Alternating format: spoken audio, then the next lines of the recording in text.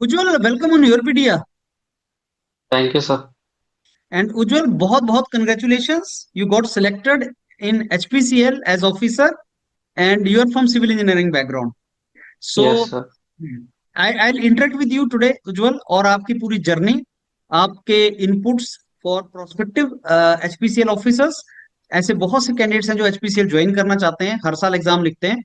तो आपकी तरफ से जो सीबीटी का, इंटरव्यू का, ग्रुप टास्क का जो इन्फॉर्मेशन आएगा और ओवरऑल आपकी गाइडेंस आएगी उज्जवल, वो स्टूडेंट्स को बहुत हेल्प करेगी। तो मैं स्टार्ट करता यस। हूँ आपकी बैकग्राउंड से। आप प्लीज बताएं which part of India you are from, और आपने बीटेक कहाँ से किया है, अपना क्वालिफिकेशन कहाँ से किया है आपने, और उसके बाद की आपकी जर्नी कैसी रही, कौन कौन से एग्जाम आप लिखते रहे, कहाँ आपको सक्सेस मिली, कहाँ पार्शियल सक्सेस मिली, कहाँ आपको बिल्कुल सक्सेस नहीं मिली, वो सारा आप बताएं। सर मैं रांची से बिलोंग करता हूँ। मेरा जो अर्ली एजुकेशन है वो सर दार्जिलिंग से हुआ है। मतलब मैं 12 साल के आसपास वहाँ रहा हूँ। टेंथ वहीं से किया है। उसके बाद सर ट्वेल्थ रांची से। एंड सर मेरा बीटेक जो है वो बीआईटी सिंदरी धनबाद से है। उसके उसी टाइम सर गेट दिया था। तो बहुत अच्छे नंबर तो नहीं थे बट डिसेंट नंबर थे मेरे को। आईआईटी गुवाहाटी से एमटेक मिला था वाटर रिसोर्स में। तो सोचा कि गैप नहीं लूंगा। तो वहां से डायरेक्ट एमटेक करने चला गया। सर तो एमटेक का जब लिखा था तो उसी टाइम पे सर दरअसल ये मेरा फोर्थ अटेम्प्ट होगा एचपीसीएल का। हाँ क्योंकि सर दो टाइम मेरा ऐसा रिटर्न नहीं निकला था। पहले बार में 2 नंबर से रह गया था। दूसरे टाइम पे एमटेक करने चला गया था तो उधर बिल्कुल ही टाइम नहीं मिला तो उधर अराउंड 20 मार्क्स के अराउंड रह गया। थर्ड अटेम्प्ट में मेरा हुआ था। तो मैं पीआई में नहीं हुआ मेरा। फोर्थ अटेम्प्ट था इस बार तो इस बार मेरा हो गया। तो good. Sir MTech yes sir. तो एमटेक के बाद तो सर फिर उस वक्त हुआ था लास्ट टू लास्ट ईयर हुआ था 2023 वाले में मेरा।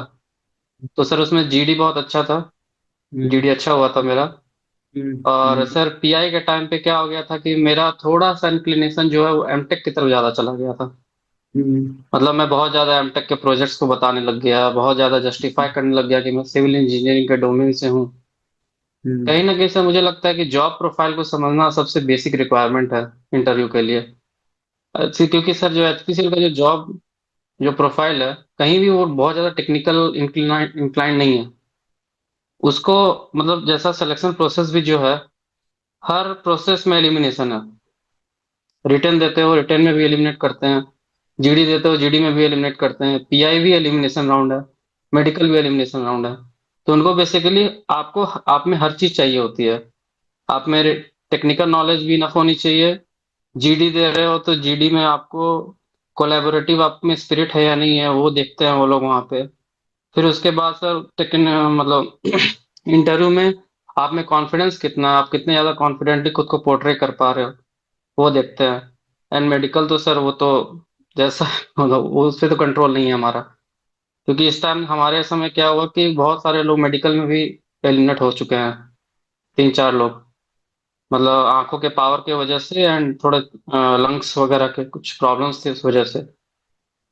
सो मेरा मेन जो मतलब मुझे लगता है कि मेरा इस बार होने का रीजन जो है वो है पिछले बार ना होना। क्योंकि इस बार इंटरव्यू में मैंने बहुत ज्यादा उस चीज को दिखाया कि मेरा लास्ट टाइम क्यों नहीं हुआ। मैंने उनको प्रॉपर रीजंस दिए। और मुझे लगता है सर सीबीटी के लिए जहां तक बात है तो सीबीटी में मेरा बहुत ज्यादा फोकस नॉन टेक पे था। सिंस 50-50% रहते हैं 85-85। तो मैंने इस बार ज्यादा कोशिश की कि नॉन टेक में मैं बहुत अच्छा स्कोर करूं। तो मेरे अराउंड 80 मार्क्स आए उसमें। और सर मेरा टेक्निकल उतना अच्छा नहीं हो पाया मतलब कुछ गलतियों की वजह से। बट ओवरऑल मेरे मार्क्स डिसेंट बने तो मेरा सीबीटी क्लियर हो गया था। हम्म। और सर लास्ट टाइम वही क्या हुआ था कि मतलब आपको वो लोग हर दूसरे स्टेटमेंट में फंसाएंगे। जैसे अगर आप ये बोलते हो कि सर मुझे पीएसयू में जाना है तो पीएसयू में क्यों आ रहे हो। यहाँ तो कोई फायदा नहीं है। आप अपना डोमेन छोड़ के आ रहे हो। जैसे मेरे साथ सर क्या हुआ था इस बार। हाँ मैं जीडी से सर शुरू करता हूँ पहले। एक आपका प्रॉपर सा उज्जवल, चैनल। ये मैं सारा डिटेल में डिस्कस करूंगा भी आपके साथ, जीडी जीटी वगैरह सारा। पहले मैं दो चार क्वेश्चन पूछ लूं जो आपने अभी तक यस बताया। सर। आप आपने बताया कि चौथी अटेम्प्ट थी आपकी एचपीसीएल में। यस तो सर। कब से आप इस एग्जाम को लिख रहे हैं, क्योंकि मेरी नॉलेज के हिसाब से 2020-21 से ये स्टार्ट हुआ था सीबीटी अलग से। 21 से यस सर। हाँ, तो आप कब से लिख रहे हैं इस एग्जाम को? सर मैं पास आउट हुआ था 2021 में बीटेक, उसी टाइम से मैं सर लिख रहा हूँ वो ये पहला एग्जाम। अटेम्प्ट था आपका? हाँ वो मेरा पहला अटेम्प्ट था। अच्छा, तो फिर उसमें उसके कितने बाद नंबर बने थे आपके, और कितने से रह गए थे आप? सर मुझे इतना याद है कि 3 मार्क्स रह गया था मेरा, कट ऑफ तो अच्छा, एग्जैक्टली याद नहीं है। 2021 में आप 3 नंबर से रह गए हाँ तीन सीबीटी? नंबर से रह गया था। हाँ फिर जी। 2022 में सर मेरा एमटेक हुआ था, तो मैं एमटेक करने चला गया। तो और तो उसमें आपने सर बिल्कुल एचपीसीएल लिखा ही नहीं 2022 में? नहीं मैंने लिखा था सर। मतलब अच्छा। वो होता है ना कि मतलब ये एक ऐसा एग्जाम था जो मेरा था कि नहीं इसको देना है, भले हम्म। जैसा भी अटेम्प्ट जाए बट देना है। हाँ तो हाँ। मैंने वो दिया था, लेकिन बट अराउंड 14 to 15 मार्क्स के मार्जिन से रह गया था इस बार। और आप एमटेक कहाँ करने गए थे, कहाँ से एमटेक किया आपने? आईआईटी गुवाहाटी से किया है सर, वाटर रिसोर्स इंजीनियरिंग में। अच्छा, तो ऑब्वियसली फिर आपका वो तैयारी नहीं हो पाई। फिर ये 22 नहीं का हो सर। गया, उसके बाद कब लिखा आपने? सर फिर सर 23 में लिखा मैंने। अच्छा, फिर क्या हुआ? 23 में सर लिखा तो मेरा मतलब रिटर्न में बहुत अच्छे मार्क्स थे, अराउंड टॉप 10 में मेरा रिटर्न मार्क्स थे हम्म। उसमें। जीडी भी हम्म। बहुत अच्छा गया, बट इंटरव्यू के टाइम पे क्या हो गया कि लोगों ने मतलब इंटरव्यूअर ने फंसा दिया मुझे बहुत बुरी तरह से आप पूरी कि रिसर्च में मतलब लगे आप। गए। हम्म। हाँ मैंने सर इंट्रो में ही दरअसल अपना प्रोजेक्ट बताने लग गया उनको। आप जो एमटेक कि सर एमटेक मैंने, खोल के बताना स्टार्ट कर दिया आपने? हाँ मैंने सर बता दिया कि ऐसा ऐसा प्रोजेक्ट है, वाटर कंजर्वेशन वेटलैंड मैनेजमेंट ये वो कर रखा और है मैंने ये हिंदुस्तान का वो। नेक्स्ट साइंटिस्ट तो मैं ही हूँ। हाँ सर बस वो थोड़ा मतलब एक तो लैक ऑफ मतलब एक्सपीरियंस बोल सकते हैं, पहला पहला इंटरव्यू था मेरा। तो सही से एक्सपोजर मिला नहीं पहले, तो मुझे समझ में नहीं आया कि लोग कैसे जज करेंगे। तो हम्म। वहां पे गलती हो गई मुझसे। इस बार हम्म। वही हुआ, मैंने क्या किया कि इंट्रो में सिर्फ नाम बोला, कहाँ से हम्म। बिलोंग करता हूँ, कहाँ से बीटेक किया है, कहाँ से एमटेक किया है। And hmm. एक लाइन प्रोजेक्ट का बोला कि हाँ I have done my MTech project in urban flood modelling, बस एक ही लाइन बोला। हम्म। ओके। मतलब ओके। Yes sir. तो मतलब अपना एमटेक का प्रोजेक्ट बताना इंटरव्यू में एक सही डिसीजन नहीं होता एचआर में? एक्सप्लेन करना बहुत ज्यादा अच्छा डिसीजन नहीं अच्छा होता, नहीं एक होता। लाइन में आप बता हम्म। दो तो हम्म। वो चलता है। ठीक है। अच्छा, फिर उसके बाद आपने 25 में लिखा था, 24 में नहीं लिखा आपने? नहीं सर 24 में नहीं लिख पाया था मैं, दरअसल कुछ प्रॉब्लम हो गया था, तो फॉर्म भरा था बट एग्जाम देने नहीं गया था। अच्छा, तो आप उज्जवल, आपने 4 बार ये एग्जाम लिखा है, आपके पास बहुत हेल्दी एक्सपीरियंस है, नॉलेज है सीपीटी के बारे में भी, और इंटरव्यू वगैरह में तो है ही। आपसे मैं जानना चाहूंगा, सिविल इंजीनियरिंग का जो सीबीटी होता है उसके बारे में, स्टूडेंट्स जो बिल्कुल fresh student second year third year college में है, उसको समझाओ जरा कि कैसा पेपर होता है, कितने टेक्निकल आते हैं, कितने नॉन टेक्निकल आते हैं, कितना पैटर्न होता है, कितना टाइम होता है। तो आप बहुत ही ब्रीफली, क्योंकि आपसे ज्यादा एक्सपीरियंस वाला कैंडिडेट नहीं होगा, तो ब्रीफली बताओ कि पेपर कैसा होता है सीबीटी, और उसका लेवल क्या होता सर पेपर जो होता है सर बहुत डिसेंट पेपर होता है ये। ओवरऑल जज करता है ये सर, फिफ्टी है? परसेंट नॉन टेक का वेटेज है, 50% टेक्निकल का वेटेज है। हम्म। टोटल मार्क्स सर 170 के होते हैं, 85 85 दोनों में डिवाइड होते हैं। हम्म। अगर आप टेक्निकल में 100% ना भी अटेम्प्ट करो, अगर 70% में अगर आप सही से अटेम्प्ट कर देते हो, 85 हम्म। में अगर 60 मार्क्स भी अगर आप आ जाते हैं उसमें, हम्म। और नॉन टेक हम्म। में अगर आप 85 में 80 या 79 के अराउंड भी ले आते हो, तो बहुत हम्म। डिसेंट मार्क्स बन जाते हैं सर।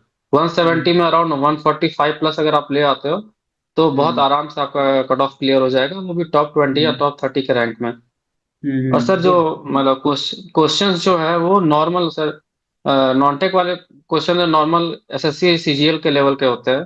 वो भी हम्म। मतलब प्री के लेवल के, एसएससी सीजीएल प्री हम्म। का अगर आप तैयारी कर रहे हो तो नॉन टेक पेपर आपका हो जाएगा। और जहां तक टेक्निकल की बात रही सर, तो वो बहुत ज्यादा थ्योरेटिकल क्वेश्चन पूछते हैं, न्यूमेरिकल बहुत हार्डली टच करते हैं। तो अगर हम्म। आपको एक सिविल इंजीनियर का डिसेंट नॉलेज है, अगर आप बुक हम्म। पढ़ते हो, जितना बुक पढ़ोगे सर बहुत छोटी छोटी चीजें वो लोग पॉइंट आउट करके पूछते हैं, शियर स्ट्रेंथ का क्या है ये वो है करके, वो बहुत छोटे छोटे पॉइंट्स पे क्वेश्चन पूछते हैं। तो अगर आप क्लासरूम पे भी स्टडी कर रहे हो सही से बुक्स वगैरह, तो बहुत अच्छा वो हो जाता है सर। बहुत सही। तो अब सीबीटी का उज्जवल, आप 4 साल से इसका पैटर्न देख रहे हो, 5 साल कवर किया आपने, 21 से लेके तो 25 चल रहा है, जब से शुरू से कर रहे हैं आप। इनफैक्ट जब पहली बार पेपर निकला तो आपने उसको लिखा।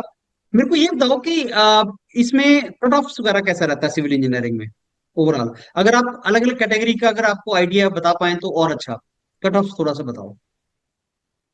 सर अगर आपका जनरल है तो 140 प्लस में आपका बहुत आराम से हो जाएगा। ओके। 140 145 प्लस रहेगा, 170 में तो हम्म। बहुत आराम से हो जाता है। लास्ट टाइम हम्म। सर 154 गया था हाईएस्ट। इस बार अच्छा, हाईएस्ट। 142 हाईएस्ट गया था हाँ। ये तो हाईएस्ट है, और मिनिमम हाँ कितना था हाईएस्ट है। Cut off? हम्म। सर मिनिमम जैसे इस बार जनरल का मेरे ख्याल से 130 के अराउंड था। अच्छा।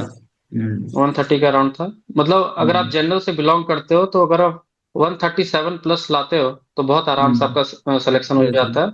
ओबीसी में अराउंड 124 से 125 कट ऑफ था, 126 था इस बार कट ऑफ हम्म, ओबीसी का। And SC ST hmm, sir उसी के अराउंड पे, अच्छा। 5 to 10 मार्क्स ऊपर नीचे उसी के ठीक है। मार्क्स कट ऑफ रहते हैं। अच्छा, ये कितनी नंबर ऑफ सीट्स होती हैं नॉर्मली सिविल इंजीनियर्स की जो?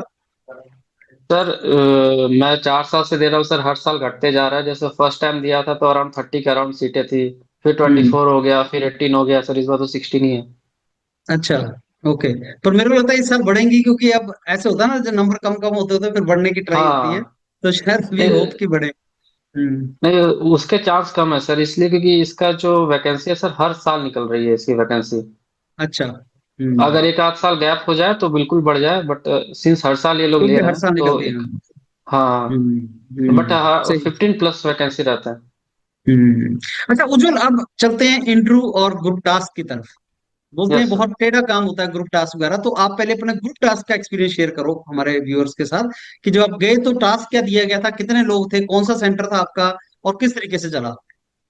सर ग्रुप टास्क का सर मुझे 2 बार का एक्सपीरियंस है, दोनों बार मैंने जीटी क्लियर किया है। सर हर दोनों बार ही मेरा कोलकाता सेंटर में पड़ा था। और मेरा लास्ट टाइम सर ग्रुप था 9 लोगों के ग्रुप थे, इस टाइम मेरा 7 का ग्रुप था। सर क्या होता है कि कोलकाता वाले सेंटर पे लैंग्वेज का कोई बैरियर नहीं है। उन्होंने पहले ही आपको बोल देना है कि हाँ आप जिस लैंग्वेज में कंफर्टेबल हो वो लैंग्वेज आप यूज करो। और सर मुझे लगता है मेरे पर्सनल, अगर मुझे व्यू पॉइंट अगर मैं बताऊं अपना, तो सर मेरे ग्रुप के सभी लोगों ने इंग्लिश में बोलना शुरू किया था, लास्ट टाइम भी इस टाइम भी। सिर्फ मैं ही एक ऐसा बंदा था जिसने हिंदी में शुरू किया था पूरा जीटी। और दोनों बार ही सर मेरा सिलेक्शन हुआ।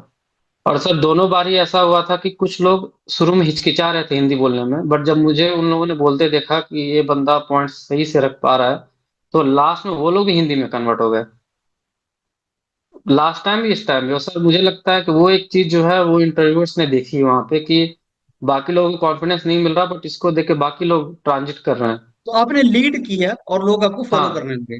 मतलब लैंग्वेज के टर्म्स में मुझे लगता है कि मैंने लीड किया वहां पे, क्योंकि सभी लोग हम्म, अनकंफर्टेबल हो रहे थे इंग्लिश में, बट कोई वो हाँ। ले नहीं रहा था कि मैं हिंदी में शुरू करूं। सही है। तो वो था। तो और उज्जवल, सर आपने जो हिंदी बोला, तो क्या वो हिंदी और इंग्लिश मिक्स था? क्योंकि कई टर्म्स तो ऐसी होती हैं जो हमें इंग्लिश में ही आती हैं, तो आपने दोनों को यूज नहीं किया। हम्म, सर, मैंने अपने लैंग्वेज को एकदम सिंपल से सिंपल रखने की कोशिश की, एकदम हम्म, बहुत ज्यादा हैवी वर्ड्स यूज नहीं करना, इस तरह हम्म, बहुत ज्यादा एक्स्ट्राऑर्डिनरी खुद को नहीं दिखाना। बस हम्म, मैंने लास्ट टाइम भी 4 to 5 टाइम्स एंट्री लिया जीटी में, एक हम्म, सॉलिड पॉइंट बोला, 1 से 2 लाइन, लास्ट टाइम भी उस टाइम भी, और मैं एग्जिट कर गया। मतलब हम्म, मैं इस तरह बोल रहा था कि I need to add a point, I need to add a point, मैं बस बार बार ऐसा ही करता जा रहा था कि I need to add a point.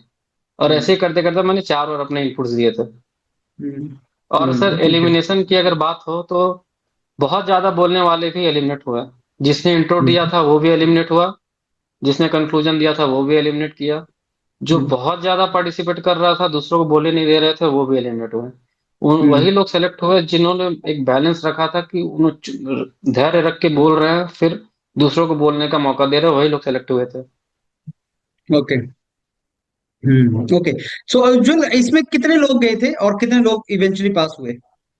Sir last time 9 लोग गए थे हमारे से, तो 4 लोगों का हुआ ओके। था। अच्छा। इस बार सर 7 लोग गए थे तो फिर 4 लोगों का हुआ था। अच्छा, क्या रीजन लगते हैं आपको पास ना होने के?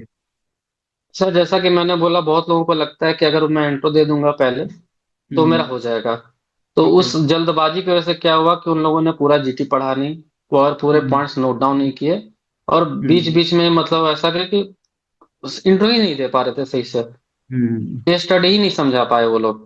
हम्म, हाफ केस स्टडी बताया, हाफ में छोड़ दिया। हम्म, कंक्लूजन वालों ने का क्या हुआ कि उन लोगों ने सिर्फ अपने ही पॉइंट्स कंक्लूड किए।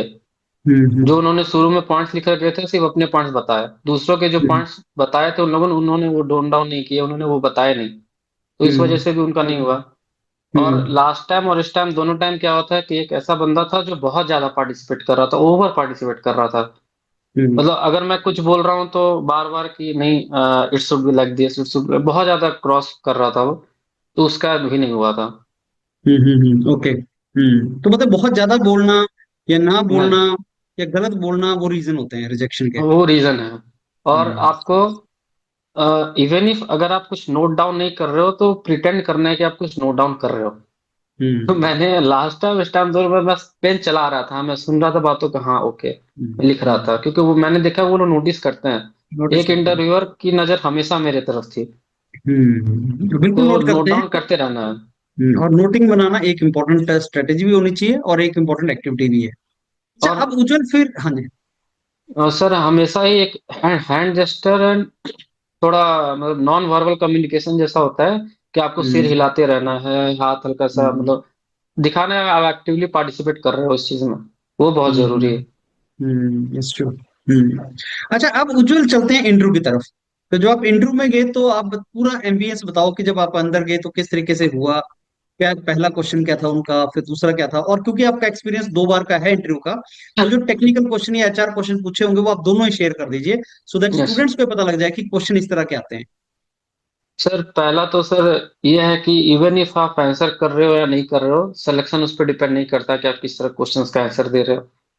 पूरा का पूरा सर मुझे लगता है कि इंटरव्यू जो नॉन वर्बल है, आप किस तरह रूम में एंट्री ले रहे हो, किस तरह रूम से बाहर निकल रहे हो, ये सब चीजें बहुत ज्यादा मैटर करती हैं।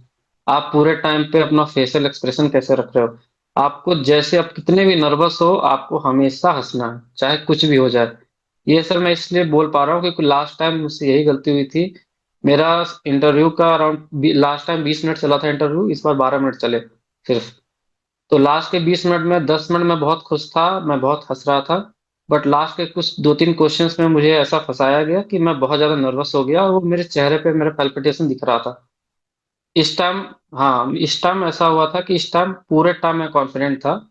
और सर इंटरव्यू का मुझे लगता है ना कि बेसिक जो इसको क्रैक करने का तरीका ये है कि क्या नहीं बोलना है वो मालूम होना चाहिए। क्या बोलना है वो नहीं पता मुझे, बट क्या नहीं बोलना है वो पता है।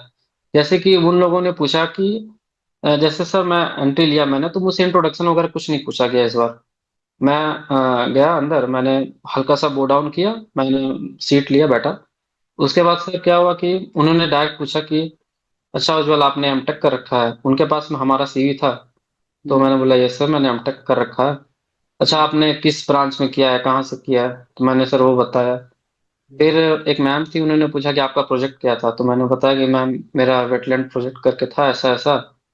तो उस पे एक सर ने क्वेश्चन किया कि आपका तो बहुत अच्छा नॉलेज है, आप काफी एक्सपर्टीज है आपका सिविल इंजीनियरिंग में, तो आप उसको छोड़ के यहाँ क्यों आ रहे हो? एसपीसीएल में वो आपको मौका नहीं मिलेगा। आपका जो 4-5 साल का जो सिविल इंजीनियरिंग का पढ़ाई है वो यहाँ वेस्ट हो जाएगा। ये सर क्लियर इंडिकेशन था कि वो मुझे फंसा रहे हैं, कि मैं यहाँ पे हल्का सा घबराऊं और मैं कुछ ऐसा बोलूं जिसपे फिर वो क्रॉस क्वेश्चन करे। तो सर मैंने वहां पे डायरेक्ट बोला कि सर मैं अपने मैं किसी भी बाउंडेशन को नहीं मानता, मैं जानता मैं मेरी ये मान्यता है कि ज्ञान जहाँ से मिले वहां से मिलना चाहिए। सर मैंने ये इसी तरह मैंने बोला था, हिंदी में, प्योर हिंदी में बोला था, कुछ इंग्लिश नहीं यूज किया। तो फिर उसको थोड़ा सा तो उन्होंने बताया आपका क्या मतलब है। तो मैंने बोला कि सर अगर मैं सिर्फ एक डोमेन के बारे में जानूंगा तो सर कहीं ना कहीं मेरा कुछ दूसरे डोमेन में लैकिंग हो जाएगा।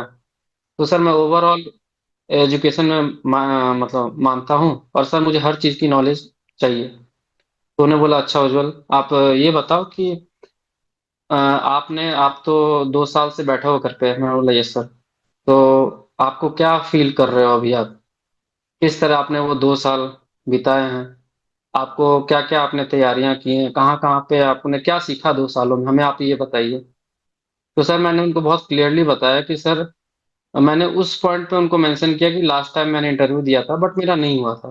उन्होंने पूछा कि क्यों नहीं हुआ था आपका? तो मैंने डायरेक्ट बोला कि सर लास्ट टाइम मैं उतना प्रिपेयर नहीं था, मुझे लगता है मैंने मुझसे जितना अपना बेस्ट हो पाया मैंने अपना बेस्ट दिया था, बट कहीं ना कहीं मैं लैकिंग हो गया था। तो उन्होंने बोला कि क्या आपको लगता है कि इस बार आपने उस चीज पे कमांड लिया है? तो हम्म मैंने बोला यस सर, अब मैंने कमांड लिया है। तो मैंने एक बहुत अच्छा स्टेटमेंट वहां पे यूज किया कि सर मुझे ये लगता है कि इंटरव्यू जो है वो क्वेश्चनेयर नहीं है, सवाल जवाब का प्रोसेस नहीं है। कहीं ना कहीं हमें उनको 10 मिनट के अंदर में आपको ये बताना है कि आप मुझे कैसे जज कर रहे हो। और सर वो ये स्टेटमेंट सुन के सारे पैनल वाले खुश हो गए थे, like they were hmm smiling. हम्म तो उसके बाद फिर पूछा कि आपने मतलब क्या मतलब कहाँ कहाँ पे आप क्या क्या आपने सीखा? आप बोल रहे हो कि आपने बहुत कुछ सीखा। आप हर फेलियर से सीखते हो। तो क्या सीखा आपने इतने सारे एग्जाम्स दिए तो सर मैंने यही बोला कि सर कुछ एग्जाम्स थे जहाँ पे मैं टेक्निकली नॉलेज नहीं था, मेरा टेक्निकल नॉलेज नहीं था, तो वहाँ मैंने उन टॉपिक को पढ़ना सीखा जहाँ पे मेरा नॉलेज नहीं है, उनको और रिवाइज किया। जहाँ पे अब जैसे लास्ट टाइम सर मैं आया था इंटरव्यू पे, मेरा नॉन वर्बल कम्युनिकेशन उतना स्ट्रांग नहीं था, मैंने उस पे काम किया है। तो सर मैं हर एक स्टेप से सीखता हूँ, हर एक स्टेप पे खुद को नया डायरेक्शन देता हूँ काम करने के लिए। तो सर एक ऐसा टाइम आ गया कि पूरे इंटरव्यू हो जाने के बाद उन्होंने एक स्टेटमेंट बोला कि Ujjwal we are very happy, आपने बहुत अच्छा हम्म कमांड लाया है खुद पे, hmm you have hmm improved a lot and we are very happy to meet you again this time hmm and we are hmm. Hopeful that we will see you in your training. तो sir मुझे हाँ, लगता है वही एक line से मुझे पता चल गया कि मेरा सिलेक्शन हो जाएगा। ये बहुत बड़ी लाइन है, नॉर्मली बोलते नहीं है लोग। ना, यस हम्म, सर। ये बहुत बड़ी लाइन है और वहीं से कंफर्म हो जाता है कि आप सिलेक्ट हो गए हैं। Yes sir. सब बहुत हम्म, ज्यादा मतलब, और उस स्टेट में जब आप निकल रहे होते हैं ना, उस समय भी आपको स्माइल देनी होती है, मतलब आप गो हाँ। डाउन करो हल्का सा, और हम्म उनको फेस करते हुए रूम से बाहर निकलो, पीठ दिखा के नहीं हम्म निकलना है। अच्छा, तो इस बार उज्जवल आपने जब इंटरव्यू दिया तो क्या इस बार एमटेक वाली बात नहीं आई, क्योंकि अब तो आप एमटेक कर चुके होंगे ना? नहीं, सैमटेक वाली बात आई थी, मैंने उसको डिफेंड किया वहां पे। उन्होंने हम्म पूछा कि आपका इतना अच्छा प्रोजेक्ट रहा है, आपने अर्बन फ्लडिंग पे काम किया है, बहुत सारे ऐसे प्राइवेट कंपनीज हैं जो आपको बहुत अच्छी सैलरी दे सकते हैं इस नॉलेज के लिए, इस काम के लिए, तो आप एचपीसीएल में क्यों आ रहे हो? तो मैंने बोला सर एचपीसीएल में आने का मेरा दो रीजन है। पहला तो सर मेरे को पीएसयू ही लेना था, ये मेरा सेकंड अटेम्प्ट है, लास्ट टाइम हुआ था नहीं हुआ था, तो सर 50% तो वहीं पे जस्टिफाई हो गया था कि मैं क्यों आ रहा हूँ देने के लिए। दूसरी बात ये थी कि सर मैंने थोड़ा सा उसमें पर्सनल टच ऐड किया। सर मेरे फादर जो है वो भी इसी सेक्टर में काम करते हैं, इज ऑल्सो गवर्नमेंट एम्प्लॉय। और सर कहीं ना कहीं जो मेरा एक पर्सनल इंक्लिनेशन है बचपन से, वो कहीं ना कहीं इधर रुझान रहा है। तो सर वो एक थोड़ा मेरा एक पर्सनल एक मोटिवेशन है इसमें पीएसयू को ज्वाइन करने का। फिर उन्होंने बोला कि ये प्राइवेट क्यों नहीं जा रहे हो, प्राइवेट में तो बहुत सारे ऑप्शन है, बहुत जल्दी जल्दी प्रमोशन होता है, बहुत अच्छी सैलरी मिलेंगे आपको। तो सर मैंने बोला कि सर प्राइवेट भी बहुत, क्रिटिसाइज नहीं करना है सर, चाहे कुछ भी बोले हो क्रिटिसाइज नहीं करना है। मैंने बोला सर प्राइवेट भी बहुत अच्छा है, बहुत सारे ऐसे कंपनीज है जो बहुत अच्छा एनिमेशन देते हैं and everything is very good sir, but मुझे पीएसयू का जो है वो सर ट्रांसपेरेंसी बहुत अच्छा लगता है, ये बहुत ट्रांसपेरेंट पॉलिसी देते हैं, आपको पता होता है कि आप क्या करने वाले हो, आपका क्या रहेगा आगे, जो एक लाइनअप होता है वो पता रहता है। तब मैंने वो चीज बोली, वर्क लाइफ बैलेंस नहीं बोलना है वहां पे, पैसे के बारे में नहीं बोलना है वहां पर, महारत्ना है वो सर, मैंने थोड़ा छोटा सा लाइन बोला, बहुत ज्यादा महारत्ना भी फोकस नहीं करना। मैंने बोला कि सर जैसे कि एचपीसीएल एक पीएसयू महारत्ना है, तो सर उससे जुड़ना से एक सोशल जो एक होता है, सोशल बेनिफिट के तौर पे भी हमें बहुत अच्छा लगता है, जब सोशली हमें रिकॉग्नाइज किया जाता है कि हम ऐसे इंस्टीट्यूशन से बिलोंग करते हैं। तो सर मैंने वहां पे एक दो पॉइंट्स ही बोले थे, और सर ये दो तीन पॉइंट्स उनके वो लोग जस्टिफाई हो गए थे। और सर एक पॉइंट उन्होंने मेरे मुझे चार बार उन्होंने पूछा कि उज्जवल आपका बहुत अच्छा है सिविल इंजीनियरिंग का कमांड, आप मत आओ यहाँ पे, आप चले जाओ, आप ढूंढो कहीं प्राइवेट में ढूंढो, आप दूसरे पीएसयू ट्राई करो, एचपीसीएल में मत आओ आप। उन्होंने मुझसे सर ये क्वेश्चन चार बार पूछा। हम्म तो सर मतलब वो बार बार मेरा रिएक्शन ही देख रहे थे कि हर बार मेरा रिएक्शन कैसा रहा, मैं क्या एक बार भी वेवर कर रहा हूँ क्या? तो सर हम्म मुझे लगता है कि जो बोलते हैं ना कि fake it till you make it, बहुत हम्म एक एक कुछ एक दो प्रोजेक्ट ऐसे थे सर जहाँ जो मैंने नहीं किए, मेरे दोस्तों ने किए हैं, हम्म बट मैंने हम्म उनको वहां पे अपना बना के बताया है। तो हम्म वो जरूरी थे क्योंकि उन्होंने एक ऐसा पूछा था कि क्या आप हम्म कहीं भी रिलोकेट करने को तैयार हो? तो मैंने हम्म बोला हाँ सर मैं कहीं भी रिलोकेट करने को तैयार हूँ, मैंने अब तक के टाइम में एक ऐसा प्रोजेक्ट किया था जहाँ पे मुझे विलेजेस में जा करके डेटा लेना पड़ रहा था, तो लोगों से मुझे बात करने में प्रॉब्लम हो रही थी क्योंकि लैंग्वेज बैरियर थी, बट सर मैंने कहीं ना कहीं अपने परसिवियरेंस से एंड अपने कम्युनिकेशन स्किल से सर मैंने उसको ओवरकम किया था। सर उसी बात पे उन लोगों ने मुझसे पूछा कि अगर आपको हम विशाखापट्टनम भेज देंगे तो आप क्या करोगे, सिंस आपने बोला कि आपको लैंग्वेज प्रॉब्लम हुई है ऑलरेडी। तो सर हम्म मैंने वहां पे बोला कि सर मुझे लैंग्वेज प्रॉब्लम नहीं हुई थी, it was just a problem that मुझे लगा कि मुझे आपको बताना चाहिए एंड आई ओवरकेम दैट। तो मैंने सर उसको जस्टिफाई किया कि मैंने किस तरह ओवरकम किया, and I am hmm very मतलब आप जहां भी भेज दोगे मैं चला जाऊंगा, मुझे कोई प्रॉब्लम नहीं है। ओके। चलिए, दैट इज वेरी गुड। उज्जवल, आपने 2 बार का एक्सपीरियंस शेयर किया। जो एक बार आपने कुछ गलतियां की और दूसरी बार सब कुछ सही किया। अब लास्ट में अगर आप समरी बनाना चाहें और बताना चाहें कैंडिडेट्स को, ये मान के चलो कि मैं एक सिविल इंजीनियर हूं और मेरे को कुछ यस आइडिया नहीं, सर। मैं जाना चाहता हूँ एचपीसीएल में, तो क्या एडवाइस करेंगे आप मेरे को कि मैं कैसे आगे प्रोसीड करूं? सर पहला तो रोड मैप, अगर रोड मैप की बात किया जाए तो सर पहला तो है कि सीबीटी में जितना ज्यादा से ज्यादा नंबर अगर आप ला सको, और उसके लिए सर जितना ज्यादा आप नॉन टेक में फोकस कर सको। नॉन टेक में आप जितना ज्यादा करोगे, क्योंकि सर टेक्निकल 50% तो आप ले आओगे। अगर आपको डिसेंट सिविल इंजीनियरिंग का नॉलेज है, 50 to 60% बहुत बड़ी बात नहीं है। तो सर वहां पे जो मेन जो डिसाइडिंग फैक्टर है वो नॉन टेक का आता है। अगर आप 85 में 80 ले आते हो, then it's well and good. आप बहुत आराम से क्रैक कर सकते हो इसका सीबीटी। और सर जहां तक जीडी की बात रही, तो जीडी सर जीडी में मैं सर बोलूंगा कि सर जो ऑनलाइन कोर्स जो मैंने लिया था आपका, सर उसने बहुत हेल्प किया। इवन हम्म, इफ मैं मानता हूँ कि बहुत सारी चीजें टू दी पॉइंट नहीं थी जीडी के टाइम पे भी जिस तरह हो रहा था, बट सर कहीं हम्म, ना कहीं वो जो मुंह खुलता है लोगों का, चार लोगों के बीच में आपको प्रैक्टिस होती है। बोलने की वो आदत आती है। तो वो हम्म, जो जो एक बनती है एक, हम्म, अ, मतलब सर नहीं, मतलब जो उसको बोलते हैं ना कि थोड़ा आदत पड़ बाहर जाती है। निकलना अपने, आउट ऑफ द बॉक्स थोड़ा सोचने के लिए, तो वो हम्म, बहुत जरूरी है। आपको बोलने हम्म, की आदत आनी चाहिए। आपको हम्म, दो लोगों के ऊपर चढ़ करके बोलने की आदत आनी चाहिए, क्योंकि वहां पे हम्म, ये चीज बहुत जरूरी होती है। क्योंकि आपको हम्म, ग्रुप में कुछ ऐसे लोग मिलेंगे जो आपको डिफर करेंगे, आपको हम्म, दबाने की कोशिश करेंगे। वहां दबना नहीं है, वहां अपनी हम्म, बात को क्लियरली और वैलिड पॉइंट के साथ वहां जस्टिफाई करके बतानी है। तो सर जीडी के लिए तो मुझे लगता है कि जितना ज्यादा ज्यादा आप कम्युनिकेट करो, हम्म, जितना ज्यादा हम्म, ज्यादा आप लोगों से बात करो, इवन इफ आप हम्म, अपने घर वालों से बात कर रहे हो टॉपिक पे, अपनी सही है। बहन भाई से बात कर रहे हो, दोस्तों से बात कर रहे हो, वो बहुत इंपॉर्टेंट लगता है। बहुत होता है। और सर इंटरव्यू के लिए सर मुझे लगता है कि इंटरव्यू के लिए कोई तैयारी मायने नहीं है, कोई क्वेश्चन, क्योंकि सर मुझसे जो भी क्वेश्चन पूछे गए कुछ भी वैसे एक हम्म, होता है ना कि टेक्स्ट बुक से क्वेश्चन नहीं किए गए, वो प्योरली मेरे एक्सपीरियंस पे बेस्ड है कि मैंने क्या एक्सपीरियंस बेस एक्सपीरियंस में। किया। हाँ। बट यहाँ सर पे भी वही अब है कि, yes sir. Go ahead please. हाँ यस सर, तो उसमें जो है वो लोगों को यही प्रॉब्लम रहती है कि एचआर पढ़ना है कि टेक्निकल पढ़ना है। आना तो खैर दोनों ही चाहिए, क्योंकि मेरे टाइम पे क्या हुआ था कि 8 लोगों का इंटरव्यू में सिलेक्शन हुआ था इंटरव्यू के लिए। तो उनमें से 5-6 लोग ऐसे थे जो प्योर टेक्निकल हुआ है उनका। लिटरली पेट्रोल पंप का क्या क्या कंपोनेंट्स है, ये है, फ्रेशर्स के साथ ऐसा ज्यादा हुआ है।